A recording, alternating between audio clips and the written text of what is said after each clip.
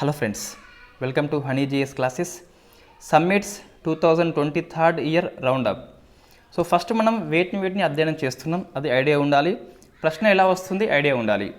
So first మనకు ప్రశ్న ఎక్కువ వచ్చే కేటగిరీ 1 అని చెప్పేసి పిలుస్తాం. ఈ 1 కేటగిరీలో ఏముంటాయి అంటే, ఒకటి రీజనల్ గ్రూప్ అని చెప్పేసి ఉంటాయి, అంటే ప్రాంతీయ గ్రూపులు అని చెప్పేసి ఉంటాయి.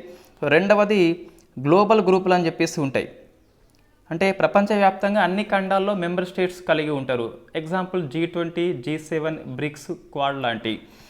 సో మనం ఈ రెండు రకాల సమ్మిట్ని డిస్కస్ చేసి ఉన్నాము. వెరీ ఫేమస్ క్లాస్లో ఇంటర్నేషనల్ రిలేషన్స్ అని చెప్పేసి డిస్కస్ చేసి ఉన్నాము. ఇదే క్లాస్లో ఈ G7 కానీ G20 కానీ ఇటువంటివి వచ్చి ఉన్నాయి.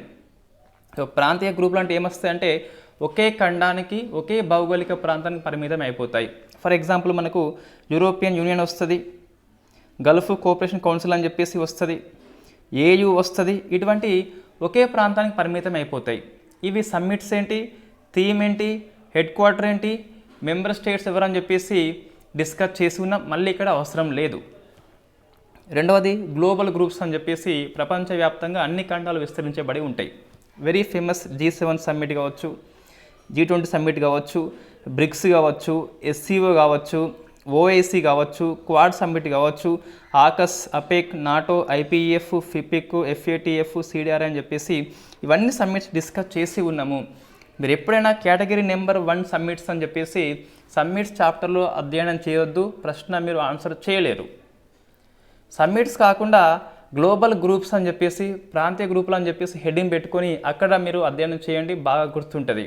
సో మనకి మ్యాప్ పెయింటింగ్ వస్తుంది, అక్కడ హెడ్ క్వార్టర్ ఎక్కడ అని చెప్పేసి వస్తుంది, ఆ గ్రూప్ అనేది ఎందుకు ఏర్పడింది, ఏ ఒప్పందం ద్వారా అని చెప్పేసి వస్తుంది. సో అట్లా మనకు అన్ని రకాలు వస్తాయి అక్కడ. అదే సమ్మిట్స్ లోపల మనం ఏం ఫోకస్ చేస్తాము, సమ్మిట్ ఏంటి, థీమ్ ఏంటి అని చెప్పేసి ఫోకస్ చేస్తాము.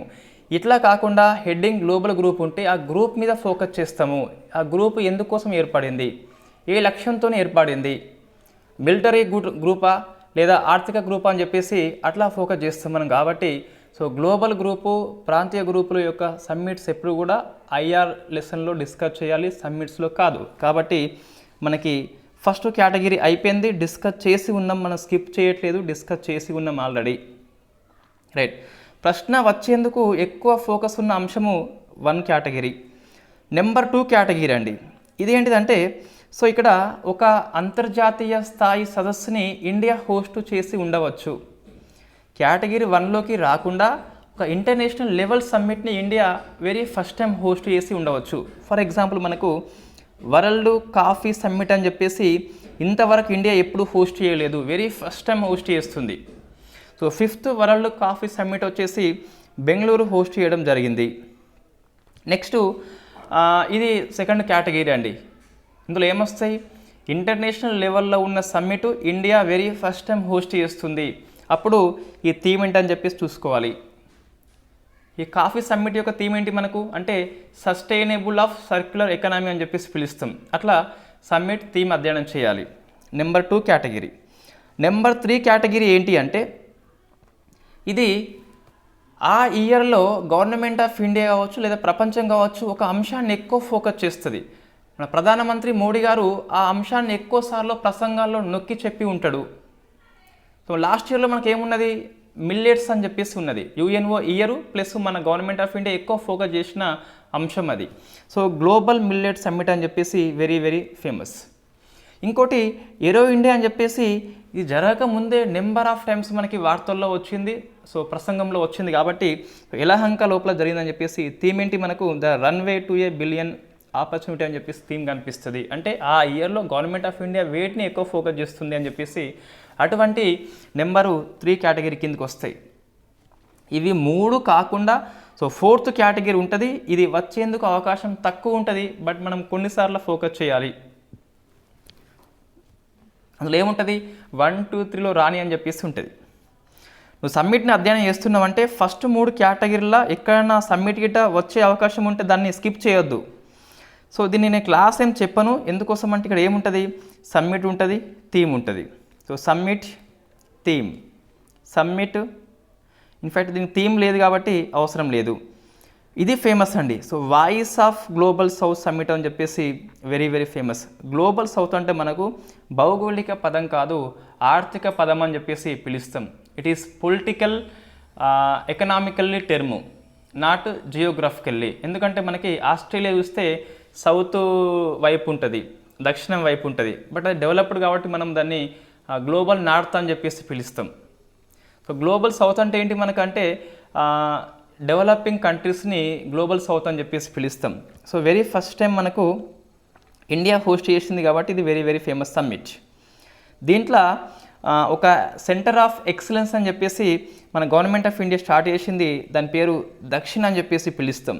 మన పిఎం మోడీ ప్రసంగం లోపల 5 Cలు అని చెప్పేసి వచ్చినాయి గ్లోబల్ సౌత్ కోసము. ఈ సీల్ ఏంటని చెప్పేసి ఒకసారి గుర్తుపెట్టుకోండి. Next very famous AI safety summit అని చెప్పేసి సో బ్లెచ్లీ ప్రాంతంలో జరిగింది.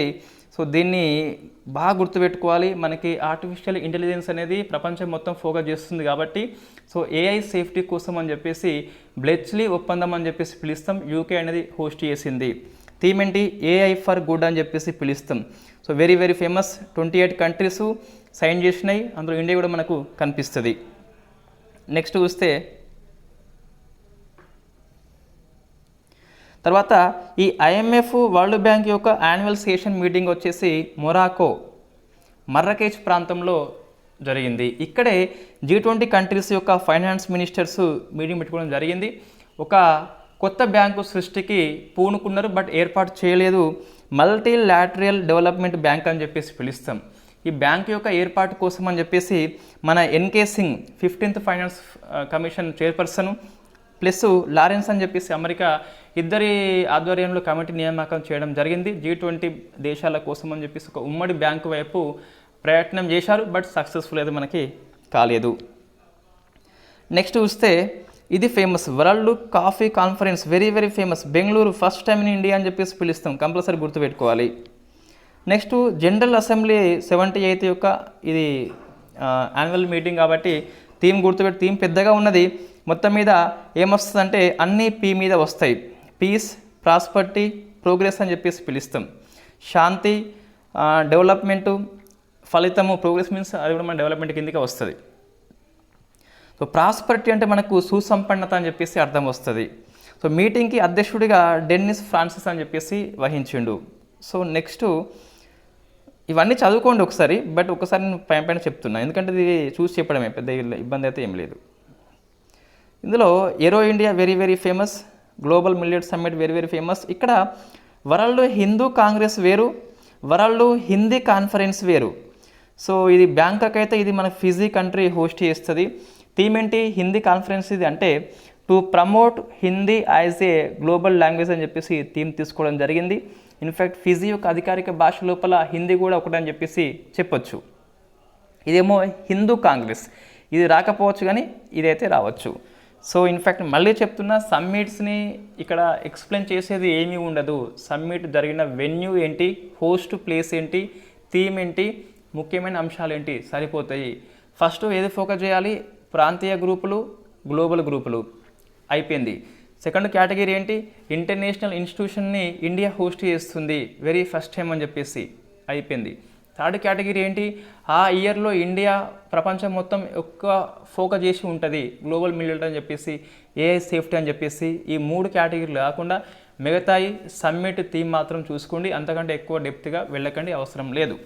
రైట్, సమ్మిట్స్ ప్రశ్న వచ్చిందంటే ఈజీ ప్రశ్న వస్తుంది కాబట్టి మరీ ఎక్కువ డెప్త్గా PhD లాంటి కోర్సులు చేయొద్దు. Thank you very much. ఎక్కువైతే G20 సమ్మిట్, SCO సమ్మిట్ని ఫోకస్ చేయండి, ఇండియా హోస్ట్ చేసింది కాబట్టి. చీఫ్ గెస్ట్ కంట్రీస్ పేరు మనం గుర్తుపెట్టుకోవాలి, అట్లా ప్రశ్న రావచ్చు.